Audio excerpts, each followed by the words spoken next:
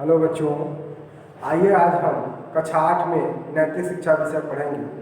बच्चों, आज हम पाठ 7 पढ़ेंगे, अपना अपना महत्व। बच्चों, ये कहानी है दो घड़ों की।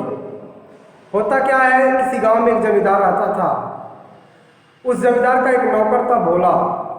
वह दूर नदी से पानी लाने जाता था दोनों घड़ों में। एक घड़े में थोड़ा छेद था और एक घड़ा बिल्कुल फ्रेश था। धीरे धीरे कई साल तक, लगभग 3 साल तक, 3.5 साल तक भोला अपने मालिक से रोज डांट सुनता रहा। उसके बावजूद भी वह छेद वाले घड़े को फेंका नहीं, उसी से पानी ढोने का कार्य करता। हालांकि जो घड़ा अच्छा था उसमें वह पूरा पानी पहुंचाता था जमींदार के पास, लेकिन इस घड़े में थोड़ा ही पानी बच पाता था। इस तरह से एक दिन छेद वाले घड़े ने भोला से कहा कि भोला, तुम मेरे लिए कितना डांट भी सुनते हो, तुम मुझे फेंक क्यों नहीं देते? मैं किसी काम का नहीं हूं, मैं तो बस थोड़ा ही पानी मालिक तक पहुंचा पाता हूं। इस तरह से भोला ने मुस्कुराया। भोला ने कहा कि तुम अपने आप को बेकार कैसे कह सकते हो? इस संसार में प्रत्येक व्यक्ति का, हर लोग का अपना अपना कोई न कोई महत्व है, तुम्हारा भी है। क्या कभी तुमने सड़क के किनारे कभी देखा है? दरअसल हुआ यह था कि भोला जिस रास्ते से पानी ढोने का कार्य करता था, उस रास्ते पर एक तरफ काफी हरियाली छाई हुई थी, रंग बिरंगे फूल, घास इत्यादि उगे हुए थे, जबकि दूसरी तरफ बिल्कुल सूखा हुआ था। उसका कारण यह था कि जिस बांस में दोनों तरफ घड़े बांध करके भोला ले जाता था, तो जो घड़ा अच्छा था उसमें से पानी नहीं गिरता था। इस कारण उस साइड में, उस तरफ बिल्कुल सूखा था, जबकि जिस घड़े में छेद था वह पानी गिरने के कारण उस सड़क के किनारे किनारे उतनी दूर पूरी हरियाली थी। इस तरह से भोला ने उस घड़े को समझाया, बताया। तो बच्चों, यही कहानी है इस पाठ में कि हमें कभी अपने आप को बेकार नहीं समझना चाहिए, दूसरे से तुलना नहीं करनी चाहिए कि वो बहुत अच्छा है, मैं बहुत खराब। हो सकता है किसी क्षेत्र में वो आपसे आगे हो, लेकिन ये मान लीजिए कि आप भी किसी क्षेत्र में उससे आगे होंगे। इसीलिए अपनी प्रतिभा को समझिए, जानिए और उस पर मेहनत करिए अपने आप को डेवलप करने के लिए। तो बच्चों, यही कहानी थी इस पाठ की। तो आइए हम किताब की सहायता से बाकी का अध्ययन करते हैं। आइए बच्चों, अब देखते हैं पाठ 7, अपना अपना महत्व। बच्चों, हर वस्तु का, हर लोगों का अपना अलग ही महत्व होता है। इसी चीज़ को आज हम इस पाठ के माध्यम से समझेंगे कि संसार में कोई भी चीज़ बेकार नहीं होती है, सबका अपना कोई न कोई महत्व होता है। देखते हैं बच्चों, इस संसार में कोई भी व्यक्ति या प्राणी एक जैसा नहीं है। ईश्वर ने इस संसार के प्रत्येक वस्तुओं को बिल्कुल भिन्न बनाया है। सब अलग अलग है और सबका स्वभाव, व्यवहार, रंग रूप सब कुछ एक दूसरे से अलग होते हैं।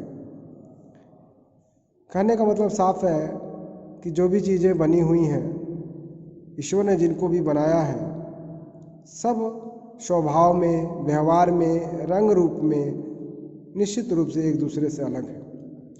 परंतु इसके बाद भी इस संसार में सभी लोग, प्राणी और वस्तुएं अपना अलग महत्व रखती है और सबकी कोई न कोई उपयोगिता होती है।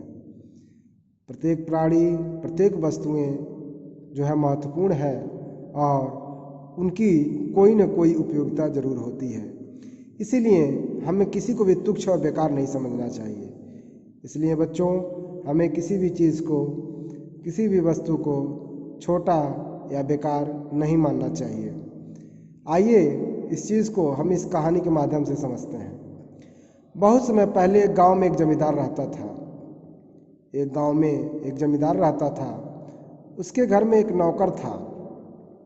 उस जमींदार के घर में एक नौकर था जिसका नाम भोला था। उस नौका का नाम भोला था। भोला बहुत समझदार और होशियार था। वह जमींदार के घर का कामकाज संभालने के साथ ही उसके घर के लिए नदी से पानी भरकर लाता था। भोला बहुत समझदार नौकर था और वह जमींदार के घर का कामकाज करने के साथ साथ वह उसके घर के लिए नदी से पानी भरकर लाता था। पानी भरने के लिए उसके पास मिट्टी के 2 बड़े बड़े घड़े थे और पानी लाने के लिए उसके पास मिट्टी के 2 घड़े थे। उन दोनों घड़ों में से एक घड़े में एक छेद था और दूसरा घड़ा बिल्कुल सही था। एक घड़ा थोड़ा फूटा हुआ था और दूसरा घड़ा बिल्कुल सही था। भोला प्रतिदिन उन दोनों घड़ों को बांस के दोनों ओर बंधी रस्सी में लटकाकर नदी पर जाता और वहां से पानी भरकर लाता। वह दोनों घड़ों को अपने एक लकड़ी में दोनों तरफ बांध लेता और उसी से वह पानी लेने जाता था। भोला प्रतिदिन नदी से दोनों घड़ों में पानी भरता और जमींदार के घर की तरफ चलने लगता। वह नदी में जाता, वहाँ से पानी भरता और जमींदार के घर के लिए चल पड़ता। लेकिन एक घड़े में छेद होने के कारण उसका आधा पानी मार्ग में ही गिर जाता और उसमें केवल आधा पानी ही बचता, जबकि दूसरा घड़ा घर पहुँचने तक पूरा भरा रहता। इसी कारण भोला रोज जमींदार के घर केवल 1.5 घड़े पानी ही ले जा पाता। अब चूँकि एक घड़ा कुछ फूटा हुआ था, दूसरा सही था, तो जो फूटा हुआ घड़ा था उसमें आधा पानी जो है रास्ते में गिर जाता था और एक जो घड़ा नहीं फूटा था उसका पूरा पानी सही सलामत जमींदार के घर तक पहुंचता था। इस तरह से भोला जमींदार के घर रोज 1.5 घड़ा ही पानी ले जा पाता था। इसी प्रकार 3 वर्ष बीत गए, फिर भी भोला ने उस छेद वाले घड़े को नहीं फेंका। इसी तरह करते करते 3 साल बीत गया, लेकिन वह छेद वाला घड़ा अब भी भोला उसमें पानी लाता। वह अब भी प्रतिदिन नदी पर 2 घड़े ले जाकर उनमें पानी भरकर लाता और वह जिस मार्ग से आता, छेद वाले घड़े से पानी उस पूरे मार्ग में गिरता जाता और पानी लेकर जिस रास्ते से आता था उस रास्ते पर पूरा पानी गिरता रहता था। यह देखकर सही घड़ा स्वयं पर इठलाने लगता और छेद वाला घड़ा यह सोचकर शर्म से पानी पानी हो जाता कि वह दूसरे घड़े की तरह सारा पानी जमींदार के घर तक नहीं पहुंचा पाता। इस तरह से जो अच्छा घड़ा था वह बड़ा इटलाता रहता था, लेकिन वहीं जो दूसरा फूटा हुआ घड़ा था वह बहुत शर्मिंदा होता था और यह सोचता था कि वह जमींदार के घर तक पूरा पानी नहीं पहुंचा पाता है। एक दिन छेद वाले घड़े से अपनी शर्मिंदगी सहन नहीं हुई तो उसने भोला से कहा, तुम मुझे माफ़ कर दो, मैं अपने किए पर बहुत शर्मिंदा हूँ। इस तरह से छेद वाले घड़े ने भोला से यह बात कही कि हमको माफ़ कर दो और मैं बहुत शर्मिंदा हूँ कि मैं पूरा पानी जमींदार के घर तक नहीं पहुँचा पाता हूँ। उसकी बात सुनकर भोला ने हैरानी से पूछा, क्यों, क्या हुआ? तुम किस बात पर शर्मिंदा होकर मुझसे माफ़ी मांग रहे हो? छेद वाले घड़े ने दुखी होकर कहा, 3 वर्षों से तुम मेरे अंदर नदी से पानी भर भर कर लाते हो, फिर भी घर पहुँचते पहुँचते मैं केवल तुम्हें आधा पानी ही दे पाता हूँ, जबकि दूसरा घड़ा पानी से पूरा भरा रहता है। मेरे ही कारण तुम्हें अधिक मेहनत करनी पड़ती है और अपने मालिक से डांट भी खानी पड़ती है। इस संसार में मेरी तो कोई उपयोगिता ही नहीं, तुम मुझे फेंक क्यों नहीं देते? छेद वाले घड़े ने दुखित होकर के भोला से कहता है कि 3 साल से तुम इसमें पानी भर के ले जाते हो और मैं तुमको केवल आधा पानी दे पाता हूँ, जिसके कारण तुम्हें मेहनत भी करनी पड़ती है और जमींदार से डांट भी खानी पड़ती है। तुम एक काम करते, तुम मुझे फेंक क्यों नहीं देते, क्योंकि मेरी तो अब कोई उपयोगिता ही नहीं बची। भोला बहुत बुद्धिमान और दयालु था। भोला बहुत बुद्धिमान था, साथ में दयालु भी था। घड़े की बात सुनकर उसे उस पर दया आ गई। भोला को घड़े पर दया आ गई। उसने घड़े को प्यार से समझाते हुए कहा, किसने कहा कि तुम बेकार हो और इस संसार में तुम्हारी कोई उपयोगिता नहीं? भोला कहता है, कौन कहता है कि तुम बेकार हो और ये तुमसे कौन कह दिया कि तुम्हारी कोई उपयोगिता नहीं? घड़ा अपना मुंह बनाते हुए बोला, मैं जानता हूँ कि मुझ में कमी है और मैं किसी काम का नहीं। घड़ा फिर कहता है मुंह बनाते हुए कि मेरे अंदर बहुत कमी है, मैं कोई काम का नहीं हूँ, मेरी कोई उपयोगिता नहीं है। भोला ने मुस्कुराकर घड़े से कहा, अच्छा, तुमने कभी अपनी ओर के मार्ग के किनारे की तरफ ध्यान से देखा है? जरा एक बार अपने तरफ का मार्ग देखो कि उस तरफ कितने रंग बिरंगे फूल खिले हैं, जबकि मार्ग की दूसरी ओर केवल सूखी मिट्टी है। मुझे पता है कि तुम्हारे भीतर छेद है, फिर भी मैं रोज़ तुम्हें पानी से भरकर ले जाता हूँ। जानते हो मैं ऐसा क्यों करता हूँ? भोला घड़े की बात को सुनने के बाद उसको समझाते हुए कहता है कि क्या तुमने कभी अपने साइड के, अपने तरफ के रास्ते को देखा है? उसमें जिस तरफ तुम रहते हो उधर कितने रंग बिरंगे फूल खिले हैं, जबकि दूसरे साइड में यानी कि दूसरे तरफ जिधर तुम नहीं हो उधर देखो केवल सूखी मिट्टी ही मिट्टी है।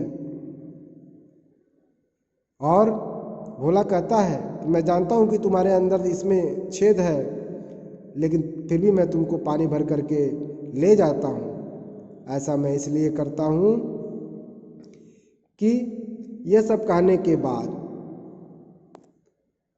भोला की बात सुनकर छेद वाले घड़े ने आश्चर्य से पूछा, क्यों? छेद वाला घड़ा कहता, क्यों? भोला ने कहा, क्योंकि तुम्हारे छेद ने मेरी सहायता ही की है। कहता है कि तुम्हारे छेद ने हमारी सहायता की है। 3 वर्ष पहले एक दिन मैंने ध्यान दिया कि तुम्हारी तरफ के मार्ग की मिट्टी पानी गिरने के कारण गीली हो गई है। कहता है कि 3 वर्ष पहले मैंने देखा था कि तुम्हारे छेद से जो पानी गिरा है उसके कारण तुम्हारे तरफ की कुछ मिट्टी गीली हो गई है। मैंने उस तरफ फूलों के कुछ बीज बो दिए। और मैंने क्या किया? मैंने उस तरफ कुछ बीज को बो दिया। और देखो, रोज़ रोज़ नदी से वापस जाते हुए तुम उन बीजों की सिंचाई करते रहे, जिसके कारण वे बीज पौधों में बदल गए और उन पर सुंदर सुंदर फूल खिलने लगे।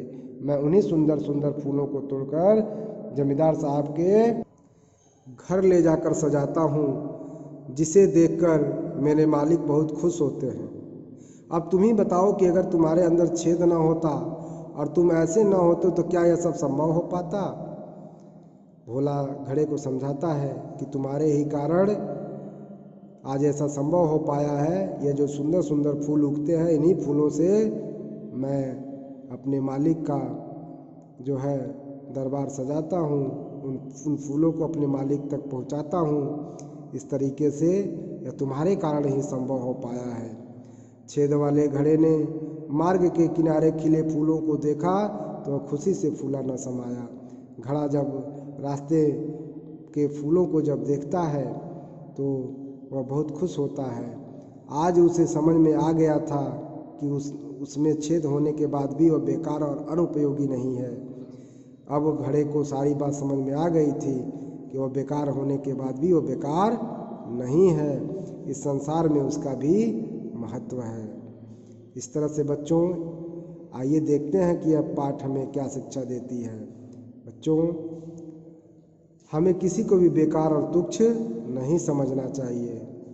बच्चों, हमें किसी को भी बेकार और छोटा नहीं समझना चाहिए।